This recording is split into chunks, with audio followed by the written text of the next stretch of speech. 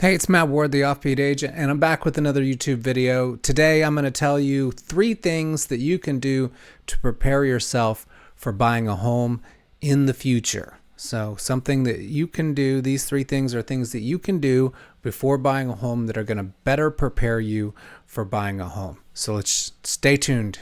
Come on, here we are.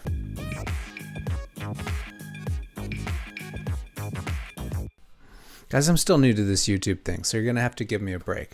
I know I'm doing the intro and stuff because I have to be like a real YouTuber, right? But today we have 3 things that you can do to prepare yourself and be better prepared to buy a home in the future. Number 1 is you need to understand how to use all the apps, all the real estate apps and all the apps that you can use to possibly do further research about the areas you're interested in living. You can pick your favorite real estate app to search on. I prefer Redfin myself because I feel like the app works better. Some people like Zillow, some people like Realtor.com. Just know that if you're using Zillow, often that app can be a little more outdated than the rest. So compare and contrast between the different apps. If you look it up on one, look it up on others, but have a primary go-to that you save listings with and share with your spouse. In addition to real estate apps like Realtor.com and Zillow, you also have other apps that are for your locality that help you look up information that could be important, like property boundaries or taxes. Things like that, like the county auditor site. Here in Columbus, Ohio area, we have the Franklin County Auditor, which actually offers an app. So you can look up property boundaries, you can check out who the neighbors are, you can find out information about past sales, you can find out information if permits were pulled, lots of different information that could help you in your search. Also, if you're looking for land out in the country or somewhere that has a larger parcel, say a half acre or more, you can use the app Acres or the app OnX Hunt to check property boundaries. It seems to be a little bit more accurate, those apps a little bit more accurate when it comes to seeing where the actual property boundaries are. But of course, none of those are going to be exact. A survey, a location survey or other survey is going to give you the final number on where your lot lines are and everything going forward. But familiarize yourself with the apps because they're going to come in handy. The quicker you can look up that information, the better. And I think it's going to help you in your home search. Number 2, before you start actually going to see houses, you need to get your financial shit together. And that's the realest way I can say that. Make sure all your I's are dotted, your T's are crossed, and your bank account's in the very positive. Because if you don't have any cash in your bank account, it's going to be hard to get a loan, even with down payment assistance. Lenders like to see that you do have some cash in your bank account. So make sure that you pay off any debt that you feel might be causing you to not get approved. But more importantly than anything, consult with someone who understands the mortgage process during this time to help you get your financial shit where it needs to be. You may not necessarily need to pay off an entire debt in order to purchase a house. So talk to somebody that understands mortgages, have them do a soft pull of your credit or coach you on what financial things you need to get in line.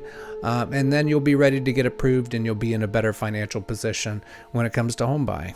It's always better to have tens of thousands of dollars in your bank account, but we know that not everybody realistically can do that in order to prepare themselves for buying a home. So if you do plan on getting gifts from family members or parents or something like that, make sure you get that gift significantly before you start pulling your credit to get a mortgage. It'll be important down the road.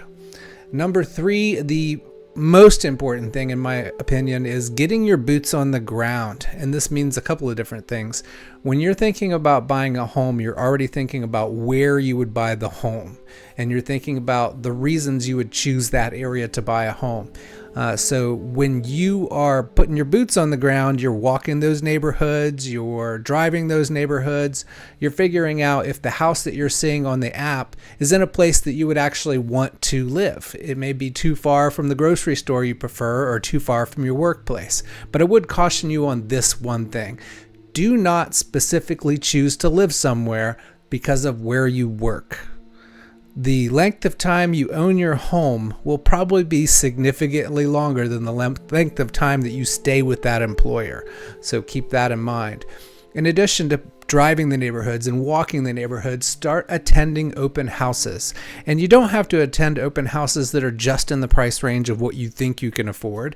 Attend open houses in all the neighborhoods that you intend to purchase.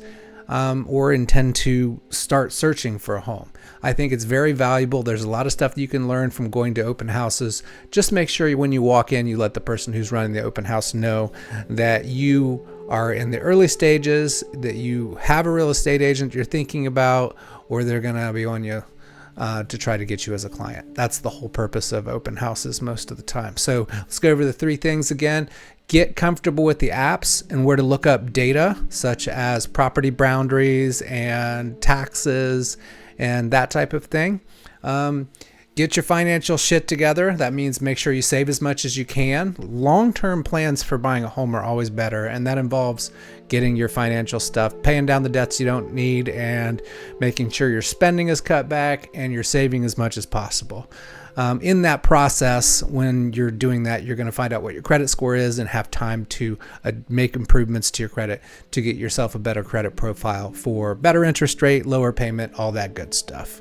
And then finally, boots on the ground. Let's get in open houses. Let's get in the neighborhoods that you're interested in, and you're going to be way more prepared to purchase a home when you go to do so if you follow these 3 steps. That's it for this short episode. I appreciate you tuning in. Make sure you watch the other videos here. I'm trying to get to 3,000 watch hours so I can monetize this account. I did have an episode of Cheap Ass Homes that's coming, but unfortunately my son came down with the flu and he's my editor. So I decided to make this quick episode. Leave questions in the comments and I will absolutely get back with you with answers. I will also share links to all the software that I talked about in this episode. Thanks a lot.